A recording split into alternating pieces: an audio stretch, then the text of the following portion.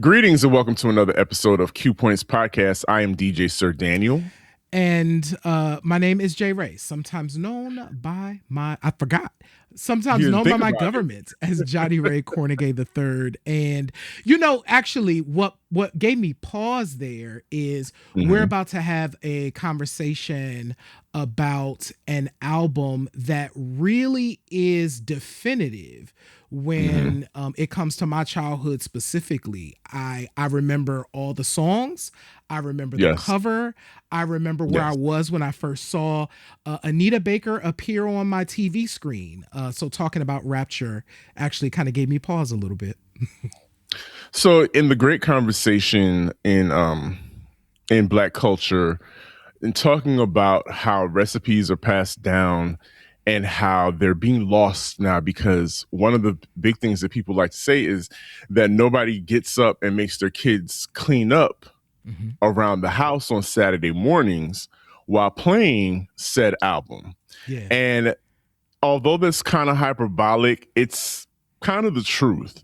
Yeah. Because if you're of a certain age, you know that it may not have been cleaning up the house on Saturday morning. It could have been going out and getting the car Yep. washed. It could have just been it could have been riding the school bus in the morning Mhm. and the bus driver is playing your favorite local radio station on blast and they play a cut from Anita Baker's album. Mhm. And so I just know that, yes, as J. Ray said, specifically, especially for us Gen Xers, Anita Baker and the music of the album Rapture is omnipotent. It was everywhere. I know, don't get at me because I use the word omnipotent. I know it's used for Sky Daddy, but we're going to use it for Anita Baker Yes. today for this Absolutely. episode. So get into it. um Coming into this conversation, I think is interesting. So and folks who are tuning in might not know this, but the career of Anita Baker is a fascinating one. So she's from Detroit. Shout out to Detroit. And Detroit, yeah. yeah, and was part of a group called Chapter 8 who Mm-hmm. had a major hit that featured Anita Baker. But there was a lot of controversy with Anita Baker being part of that group. And there's a lot of stuff historically that have been written about what like the executives at the label felt, like how they felt about Anita Baker. But Mm-hmm. anyway, it led to Anita Baker going solo. Anita Baker, of course, releases Songstress, which includes one of the You're greatest. my Oh, angel. Angel is one of the greatest songs ever written and performed. But that record was released on a label called the Beverly Glen Records. And so coming into Rapture, and actually I think this telegraphs Anita Baker's career long term, is there was a lawsuit at the very beginning, like before Rapture even gets to be put out. Anita Baker has to put on her boxing gloves and go to court so that she can get out of her deal and be able to release Rapture on Elektra Records. So even just the getting to the release of the record, she had to fight. So you're also feeling that energy in these songs where this lady who's recording this music is also literally fighting with her old label to get out. And so Anita Baker's story is not singular. There's plenty, and I do mean plenty, of women, specifically Black women, that have had to have that fight um, in and out of this industry, in and out of presenting their art to the world. And sometimes, you get the reputation, Mm-hmm. you get the not so nicest reputation because, of course, a lot of women are expected to play nice Mm-hmm. and to be lovely no matter what. But Anita Baker, I think when we talk about her, does not have the luxury of niceness. She does not have the reputation all the time Mm-hmm. of being playing nice with the boys or even some of the other girls. And I think that adds, like you said, a certain flavor to her mythology. But I think it's important to say that she is the people's auntie. She's Yes. still the people's auntie. I'll never forget, what was that? That has to be about what, 10 years ago, when she announced her her grand Mm-hmm. farewell tour. And what did we all do? We Baby all put on ran a out and bought Sunday's the best tickets. and went to We see put on our Anita. tickets. I took my mom, that was like a Mother's Day present for her, Mm-hmm. down to the Fox Theater. Mm-hmm. And of course, maybe about a year later, she was back on tour, which, fine, we get it, Anita, sure. But I go back to calling her the people's aunt because I want to present the image of Anita Baker in your minds that are listening and watching us right now. Anita Baker gave you that stacked short haircut. Yes, It was baby. Well, it it was was up it here. was cut. It was short, and it was short in the back and on the sides, but it was almost a pompadour in the Yeah. front, Uh-huh. which lent to this classic silhouette that when we think of classic Anita Baker, we all think of her arms kind Mm-hmm. of pulled to the side, her hands sticking out in claw-like formation, stiff, and her shaking from side to side, Yes. in rhythm with the music and the heightened emotions that she's feeling as she's singing about this sweet love that we're going to come to, that which took over radio. Crazy, crazy radio presence, and the hair shaking back and forth. Before you heard the music, you saw that, you knew that's Anita Baker. And I Yes. said all that to say, you become iconic quickly, and we've talked about this in plenty of episodes of Q Points. There's plenty for you to go back and listen to, where we talk about, sometimes your presence, it could be something physical, it could be a garment, becomes a lot more iconic, even more so than the music. And I Yeah. just wanted to tie that in because she is, like I said, the people's auntie. And for all that, all the fodder about her not being the nicest and Mm-hmm. not being the most pleasant throughout her career, we still we still pay homage to that haircut. We pay homage to the physicality of her performance on stage, and we pay homage, of course, now to this music. Because did your mom or any of your aunts have that haircut? I know I have two aunts Uh that had that haircut. yeah, so definitely aunts had that haircut. So my Mm-hmm. aunt Poppy definitely had that look going on in the 80s. Yep. There's actually a picture, I'm going to find it, of my aunt in the 80s, and she's rocking a version of that style. I'm going to Mm-hmm. find that and put it up. It's on my Facebook. But I'm glad you mentioned this, Sir Daniel, because I think it's important to contextualize Anita Baker in this album in the time period that it's released too, because there's a lot of stuff going on when Rapture comes out. So hip hop is starting to bubble. Um, um, uh, the R&B girlies are becoming pop girlies now. So you got like They're Janet Jackson dancing. and Patti LaBelle and like Mm-hmm. Diana Ross, and like all of these girls are like now pop stars now. And then Anita Baker is showing up with this jazzy R&B album with this pop thing that Nelson George at the time called retro-nuevo, is how he described it. And I loved it because, and I think it encompassed, like, because we also have Sade in here, right? That's True. that True. this other group that's kind of like doing what we would call throwback Mm-hmm. music, but in an updated way. And so you mentioned Sweet Love, Sir Daniel, and I want to just sit with the fact that I'm gonna read it. I'm gonna just read the track list for Rapture, because when you hear it, it goes crazy, right? So Rapture opens with Sweet Love. So that huge piano intro, everything you know about that song, that's the opening of the record. Goes to You Bring Me Joy, goes to Caught Up in the Rapture, goes to Been So Long, goes to Mystery, goes to No One in the World, goes to Same Old Love, goes to Watch Your Step. You have Vesta Williams as one of the background vocalists on this My album. gosh.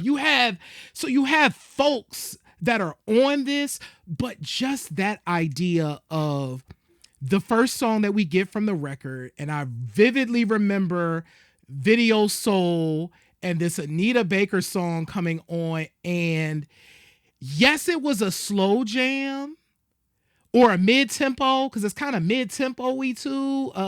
Hmm. But even as a kid, I was like, yes, yes to this because of the clean production. You want to talk about a pristine But sounding song.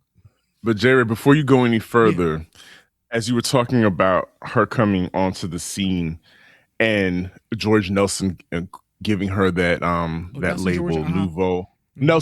Nelson Yeah. George, giving her the label of what was it again? Retro Nouveau, Nouveau. Retro Nouveau. Jerry, talk about the octaves that she's singing because no one was singing in that octave No. on the radio and crossing over to pop. Please talk about the Yes. Oh octave. my God. I'm so glad you mentioned that because I didn't even think about that. That is such an interesting. So Anita Baker has a much deeper voice. So if you just go to all of the women that we just talked about, right? Anita Baker, ooh, and Sade in a lot of ways are The down two of them, there. yeah, in the basement, You know what I'm yeah, saying? They're in the basement and using that emotion that's there to kind of bring it up. But I think the thing, so thank you for mentioning that, Sir Daniel, because I think that's important because on radio, everything was bright and kind of high. in the And Anita rafters, Baker baby. was like, I am going to slow this down. You bring me joy. You know what I mean? And seduce the hell out of y'all with this this intonation that I'm Right. bringing. Am I speaking lower now because we're talking about Anita Baker? Probably. Is that what's happening? Because we're entering the quiet storm. Yes. And so that part I think is key too. So in the 1980s, thanks to our good brother Melvin Lindsay, the Quiet Yes. Storm format in black radio, we live for the Quiet Storm. Well, one, it's the end of our day. Mm-hmm. Two, we are going to hear new stuff and old stuff.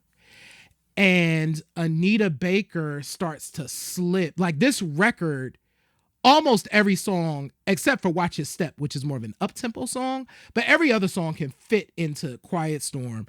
But I think the song Been So Long really does like encapsulate what I feel like Anita Baker's Quiet Storm impact is.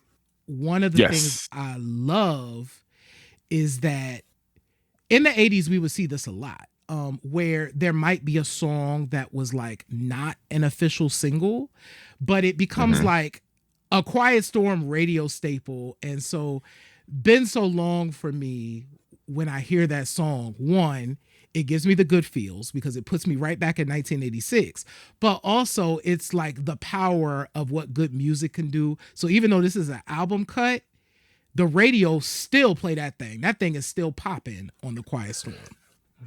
And shout out to the power of local terrestrial radio.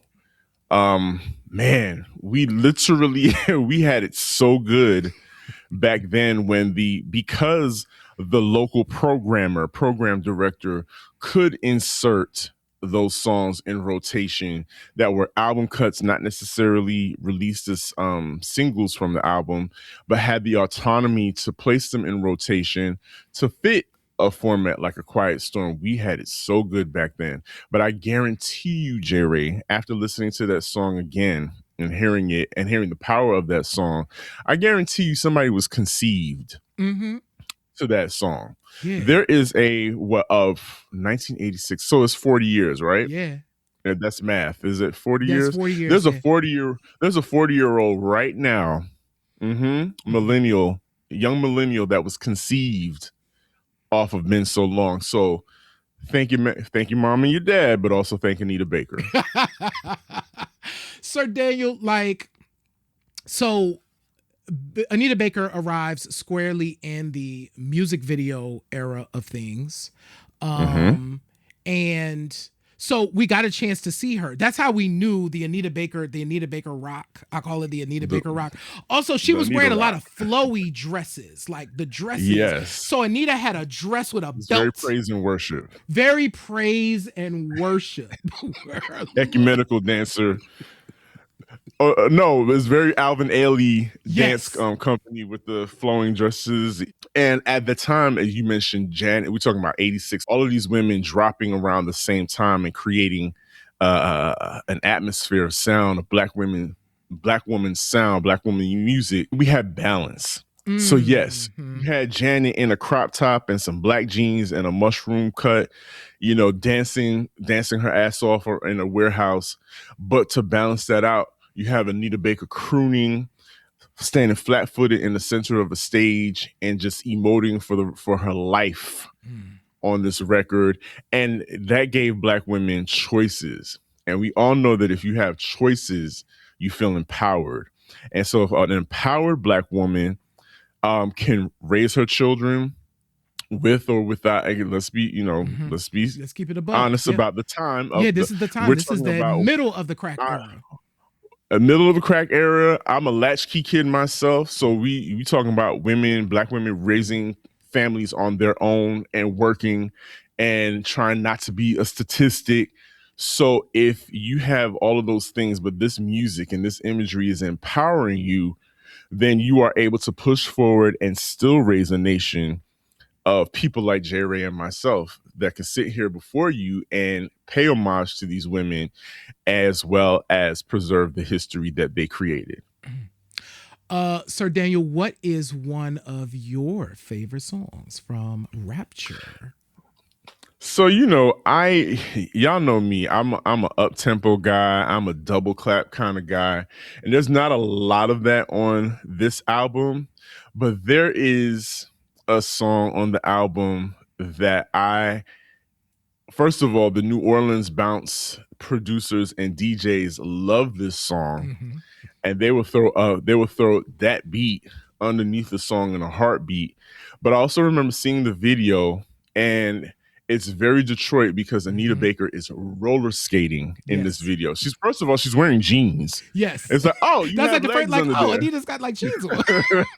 She's got jeans on and a sweatshirt, so it's kind of toned down. And she's roller skating, which, of course, we know is roller skating is, as our friend Marcus Borders brought to us, and check that episode out with Yes. Marcus Borders, is so important to the Black community and how we build community and release stress. And she's sing about this love that no matter 365 days of the year, you got the same old Same love, old baby. You know what I'm love. saying? Come The same on. old love. And it's so inspiring in the way it presents itself with the melody and the chords, and of course her singing. So that, my friends, Same Old Love is my favorite Anita Baker song from this album. And when I think back on the music video, also it's very apparent to me that yes, this song could be about romantic love, Mhm. but this song is clearly also about her love for Detroit. Yeah. And if you all go back and watch the music video for Same Old Love, you will see that Detroit is featured in this video in such a It's a character. Mm-hmm. loving and sentimental way, because of course that was Detroit was one of the great black cities Mm-hmm. of our history here in this country called America, one of the booming black cities, unfortunately, that has kind of met a slow, I don't want to say demise, but it's never completely recovered Yeah. from what happened in the mid to late 80s, well 70s actually. Yeah. And Yeah. but just to say that, Anita Baker not only put on for the jazzy, basement singers out there, she put on for her city. She put Mm-hmm. on for Detroit in a major way. So we got amazing singing, we got amazing songs. Then we also got amazing visuals. They weren't calling them visuals back there. They were Yeah. just videos. But we had amazing videos from this woman, J. Ray. To your point at the beginning of this podcast, Anita Baker came out Swinging. swinging on Swinging. this album. Yes. Yeah. So Rapture went on to win awards. Rapture went on to just become a phenomenon. I mean, she not only became a staple on Black radio. Anita Baker crossed over and had pop fans, and so yeah, I'm glad we got the opportunity to spend some time reminiscing. It's the 40th anniversary of Anita Baker's Rapture. And Mm-hmm. if you haven't heard the record in a while, go back and play it because it's a no skips record. Oh my God, it still holds up to this day. And if you've never heard Rapture, this is the perfect time to go back and revisit the album and just also revisit the career of Anita Baker, who, to your point, she came out swinging. There was no time to play when Anita Baker hit the scene. And there is also no time to play with Q points, y'all. So support us in what we do. You know what I mean? So if you can see our faces and hear our voices, subscribe wherever you are. Tell your friends, tell your family, tell your colleagues, because if you enjoy Q Points, chances are they will enjoy Q Points as well. Visit our website at qpoints.com where you can become a member. Membership has its privileges. You can watch all of our episodes of Q Points Live, which happens every Thursday at 8 p.m. You can watch our QP Science 3000, where me and Sir Daniel watch some music videos. You can and you can watch a whole bunch of other exclusive content that is exclusively for members. So, and it also helps to keep the lights on in Q Points land. Check us out on Substack, where we have some additional content, and you can shop our store at store.qpoints.com. We appreciate y'all. We love y'all. Absolutely. And like I say at the end of every episode, in this life, you have a choice. You can either pick up the needle or you could let the record play. I'm DJ Sir Daniel. My name is J Ray, y'all. And this is Q Points Podcast, dropping the needle on Black music history. We will see you on the next go round, 365 days of the year. Yes. Peace, y'all.